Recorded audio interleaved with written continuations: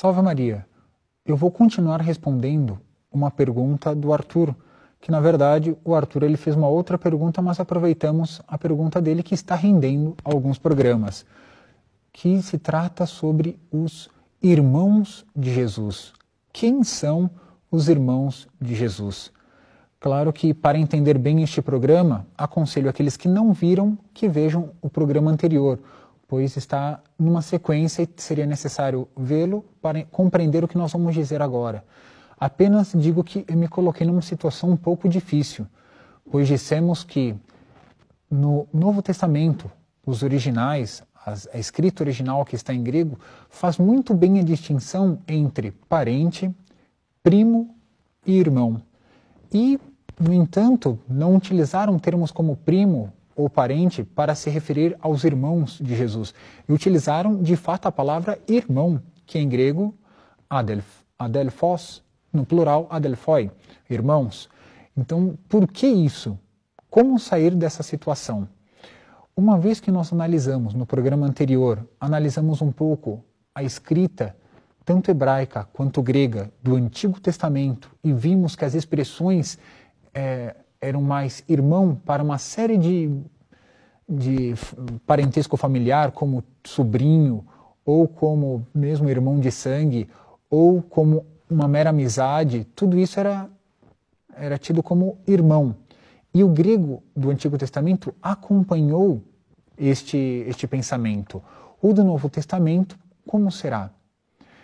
Eu levanto uma análise, uma estatística, mas é bom para nós fundamentarmos a nossa argumentação. Lembremos que a palavra parente, em grego, será singenes, todos podem acompanhar na tela.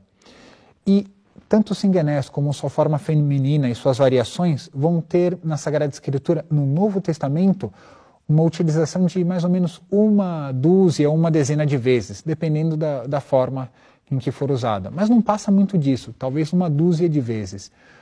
A palavra primo, que nós encontramos São Paulo, dizendo isso na carta aos Colossenses, que a palavra é anepsios, esta palavra aparece em São Paulo aos Colossenses. É um uso exclusivo no Novo Testamento, enquanto que a palavra adelphos, em grego, que significa irmão, é utilizado na sua forma masculina, só no Novo Testamento, 343 vezes, e a sua forma feminina, 26 vezes no Novo Testamento. O que significa esta estatística? Simples, é que o uso de primo e o uso de parente no Novo Testamento tornam-se exceções. A regra geral é utilizar a palavra irmão. O que isso quer dizer?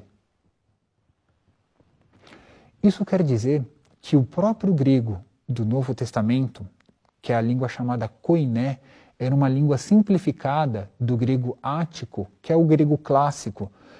Esse grego está seguindo muito mais a influência do grego do Antigo Testamento, que traduziu o original hebraico, portanto, segue aquela instrução de que o irmão é um parente próximo, é uma amizade, é alguém que tem um vínculo, é um sobrinho. Portanto, esse grego não é o grego clássico e não está sendo usado de acordo com o grego clássico, que é o grego escrito por Platão, Aristóteles. Não, esse grego está acompanhando o próprio conjunto da Sagrada Escritura. São duas coisas distintas, que se nós não fizermos essa divisão, confundirá a nossa cabeça. Portanto, nós não estamos falando do grego clássico com todos os seus matizes que não tinha no hebraico, e que o grego do Antigo Testamento seguiu esse mesmo costume do hebraico. Para isso, vamos agora citar o próprio versículo que dá margem a acreditar que Jesus Cristo, Deus e Rei do Universo, teve seus irmãos, entre aspas. Vejamos onde é dito isso. Primeiro em São Mateus, acompanhemos esse versículo. Esse homem não é o filho do carpinteiro? Sua mãe não se chama Maria? E seus irmãos não são Tiago, José, Simão e Judas? Como sair dessa? Claro que já demos uma uma parte da resposta para dizer que o grego acompanha mais a influência e a mentalidade semítica, hebraica ou aramaica e menos a mentalidade clássica, do grego clássico. Mas vamos agora prestar atenção nesse mesmo trecho, mas escrito por São Marcos. Prestem atenção nas palavras, é muito interessante. Esse homem não é o carpinteiro, o filho de Maria e irmão de Tiago, de José, de Judas e de Simão, e suas irmãs não moram aqui conosco? E ficaram escandalizados por causa de Jesus. É um pouco mais longo, inclui algumas irmãs e alguns detalhes, que daqui a pouco nós vamos tratar. Mas uma vez que nós estamos dando uma argumentação, eu vou lançar aqui um argumento absurdo. Já digo de antemão que é absurdo, mas que vale a pena porque o bom senso grita dentro de nós a partir dessa argumentação. Quando nós dizemos que alguém é irmão de sangue do outro, irmão mesmo, nós estamos dizendo que é filho do mesmo pai e da mesma mãe. Neste caso, nós vamos dizer que nosso Senhor Jesus Cristo é filho do Espírito Santo e de Nossa Senhora. São José é o pai adotivo de nosso Senhor Jesus Cristo e seu guardião, mas quem engendrou, nosso Senhor se encarnou pela ação do Espírito Santo. Portanto, se nós dissermos que todos esses que foram mencionados são irmãos, filhos do mesmo pai e da mesma mãe, nós católicos teríamos que construir uma espécie de panteão para abrigar vários deuses e deusas, porque todos eles deveriam ter a natureza divina, e nós teríamos com isso vários deuses, teríamos que ser politeístas e não monoteístas. Argumento absurdo, mas que o bom senso grita dentro de nós e clama por essa explicação. Voltemos agora ao bom senso e uma análise um pouco mais científica, nós podemos dizer assim, mas que nos deixa a nós católicos um pouco mais aliviados por perceber essa argumentação como é lógico, aquilo que nós professamos. Veja que interessante, eu ressalto o termo o Filho de Maria, que em grego todos poderão acompanhar, é literalmente isso.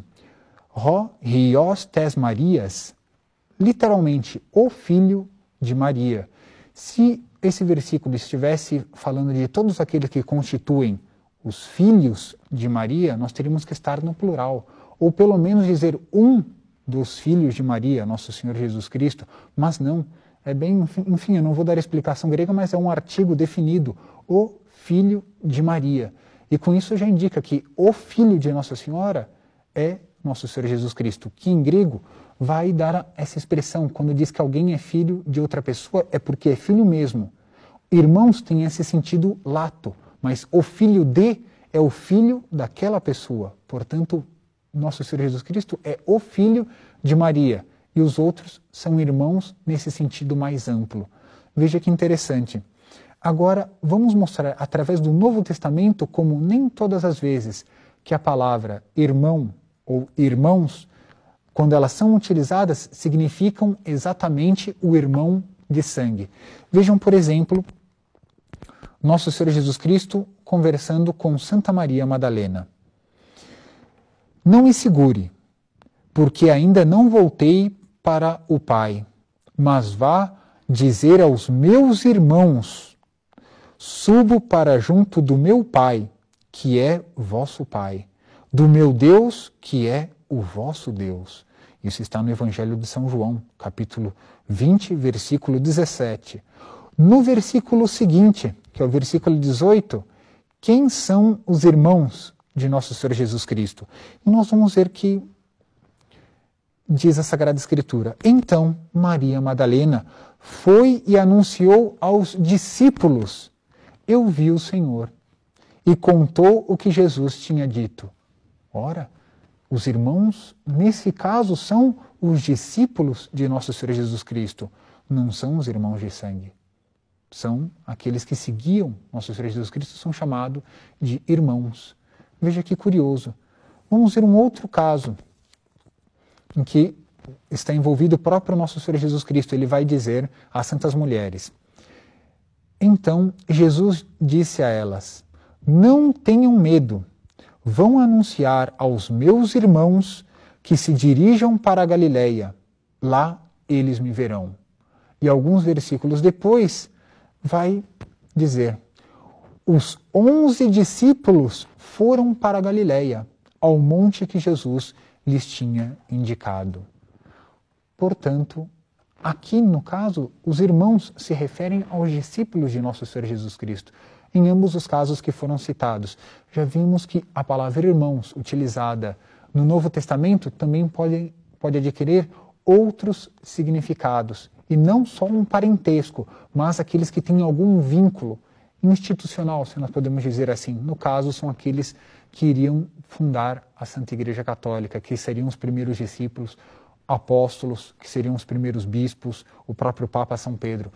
Está bem, mas vejamos um outro exemplo, não relacionado diretamente a nosso Senhor Jesus Cristo, mas numa das cartas de São Paulo. São Paulo, ele vai dizer na sua primeira carta aos Coríntios, não vou ler todo o trecho, mas vou ler o início e o fim, e que todos vão poder perceber uma coisa curiosa. São Paulo está se dirigindo aos coríntios, à comunidade de Corinto, e ele vai dizer: irmãos. São Paulo não era de Corinto, era originário, era oriundo de Tarso, e que não é bem distante de Corinto. Portanto, já são duas cidades diferentes. Óbvio que São Paulo não era irmão de todos aqueles que estavam em Corinto. Mas diz ele: irmãos, lembro-vos o evangelho que vos anunciei, que recebestes e no qual permanecestes firmes. E ele vai dando o resumo do evangelho, que é nosso Senhor que se encarna, morre e ressuscita para nos salvar.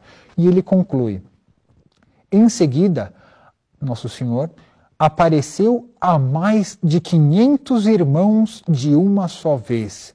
A maioria deles ainda vive e alguns já morreram. Não é possível que esses 500 irmãos, ou mais de 500 irmãos, sejam irmãos de sangue. Já vimos que isso tornaria uma argumentação ridícula, mas isso serve para mostrar que a palavra irmãos pode ter vários significados dentro do Novo Testamento, acompanhando os significados que tinham no Antigo Testamento.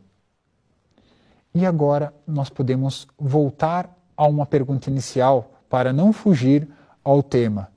De fato, se estão mencionados nominalmente, não apenas irmãos em geral, mas foi nominalmente mencionado no Evangelho, tanto de São Mateus como de São Marcos, quem são os irmãos de Jesus? Foram mencionados aqui 4 nomes. 2 evangelhos narram isso.